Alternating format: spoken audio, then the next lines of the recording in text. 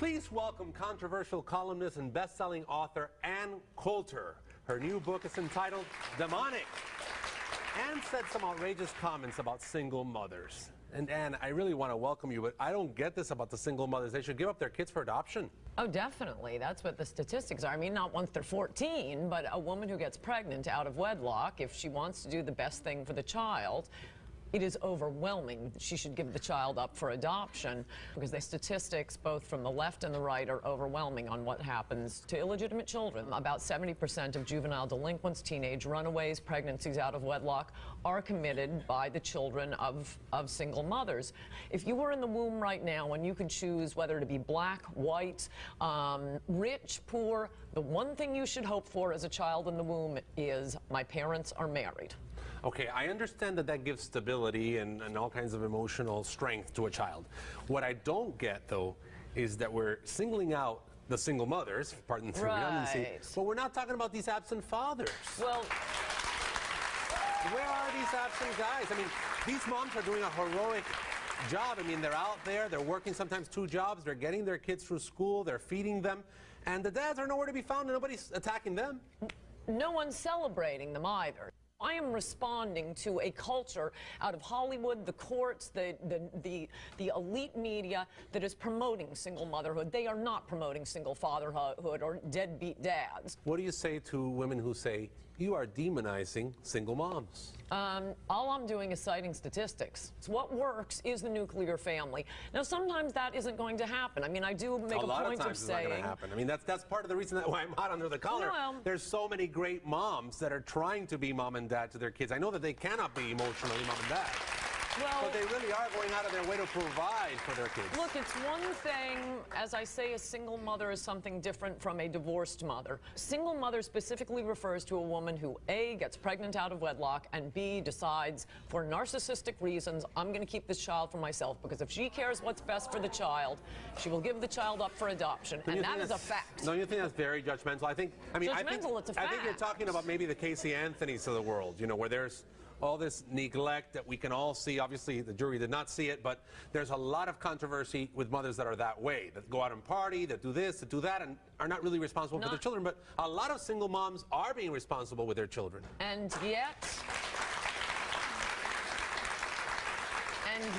the statistics still are, if you look at it from the end of the spectrum of who ends up in jail, who ends up a murderer, who ends up a teenage runaway, who ends up getting pregnant out of wedlock herself, who ends up a rapist, about 70%, according to both the Village Voice and all these conservative pro-family groups, are going to be the children of single mothers. I mean, that is simply a fact.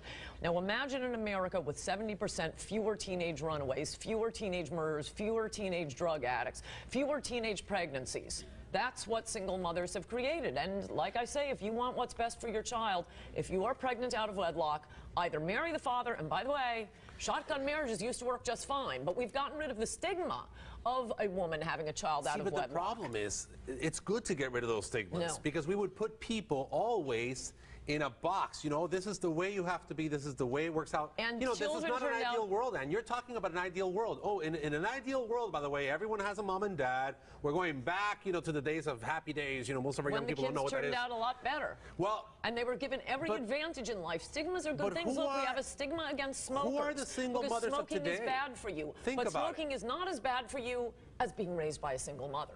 And yet, we do have stigmas, and they're good things. Stigmas against smoking, and yet smoking is not as bad for you as single motherhood. And there ought to be How do you come to that conclusion? I've just cited the statistics over and over again. One kills you. We know that smoking kills you. One destroys a life. You don't think smoking destroys lives? Maybe when you're 70, you have an increased chance of getting lung cancer.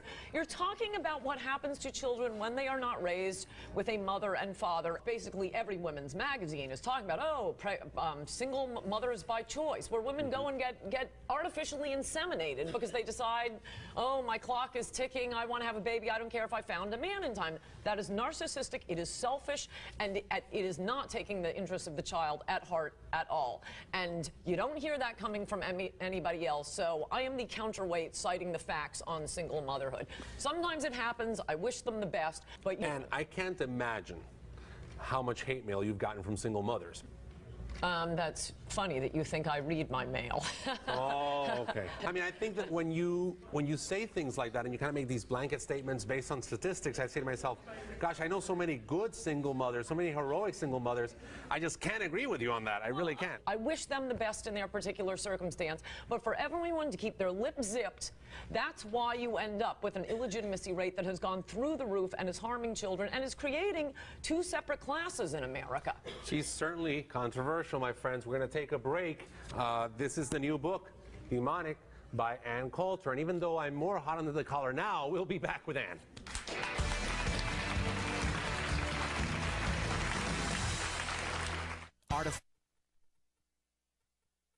Extreme parenting. I want to prep them. Giving alcohol to minors. 10 years old? And letting her 16-year-old son have sex. You provide condoms at home. Have these parents gone too far? Kids are going to do it. Why do it at home? Why feed the fire? On the next Father Albert.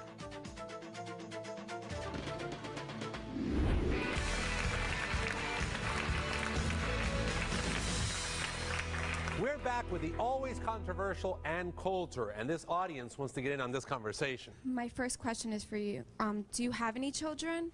Not relevant to statistics. Okay, because for me, I've seen, not only my family, I have a ton of friends who are single mothers, and the way they raise their children, they give them the most love than even two parents can give them. I'm raising a family with two parents, and you know, you don't know what it's like sometimes to have two parents. Sometimes, some people, it's worse to have two parents. I agree. You'd rather have just one parent who gives you all that love than two parents who are constantly arguing, who they've been together for years and they're miserable. And you can't speak for everybody. You're speaking about statistics. Right. You have to live it in order to understand it, not just by statistics.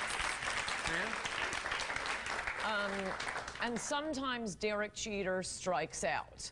And yet, he's still a great baseball player because we look at overall how many times at bats, how many times a home run.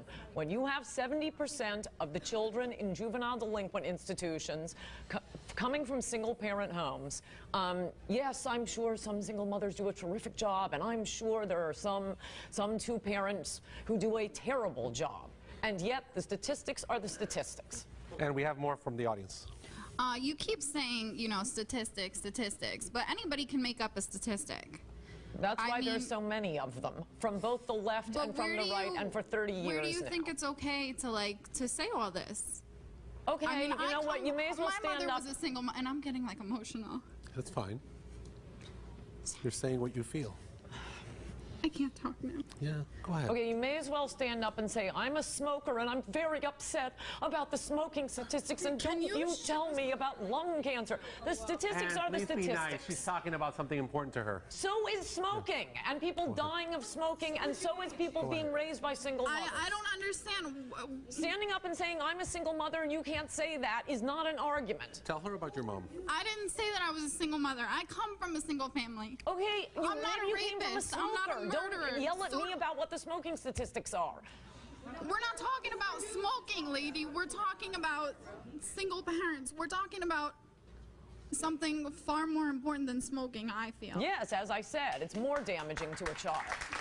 So for you to even put those two together is ridiculous. I know you're saying this stuff, but do you think about it before you say it? No, just shoot off at the mouth. It's a chapter of my last book. It has the studies there if you're interested. It is study after study. No, I'm just shooting off the top of my head what comes into my mind. Actually, I'm a minor, and I come from a single family, single mother, okay? And I was raised really well. I'm doing really well. I'm going to school. I'm doing what I need to do to make it in life, and I'm pretty sure I'll probably be making more money than you. Only because I'm not just famous for stating a horrible opinion, not a statistic. Look, the point is not what has happened to children who have been raised by single mothers already. Wish you the best. The point is to influence choices going forward. But now, Ann, are you serious about this? Because everyone here is outraged in this audience. I mean, You are citing statistics. I know that they're credible, but what we're hearing here is you've kind of focused this approach. You know, anti-single mothers. Do you really believe all of that stuff? Who's the Christian here, Father? I care about the children. I care about how they are raised. We gotta care about all of them. And for you to be encouraging women to have children out of wedlock and discouraging them from being sent to nice adoptive homes, I find shocking. First of all, you are nobody to pass judgment because half of us didn't even know who you were until today. Second, I am a single mother. And I am a great parent. I own a business. I go to school full time. My daughter is smart. She is happy. I'm a mother and a father. And I am great parents. We should be questioning how well adjusted you are.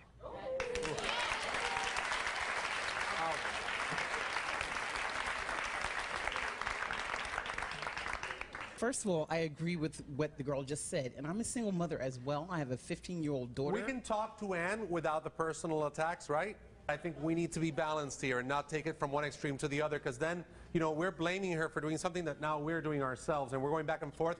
And perhaps part of the problem we have in our society today is we can't debate and talk to people who think differently than we do. And that's part of the issue here. Yes. Okay, with that said, I am a single-year-old daughter, private school, ever since she was in the kindergarten.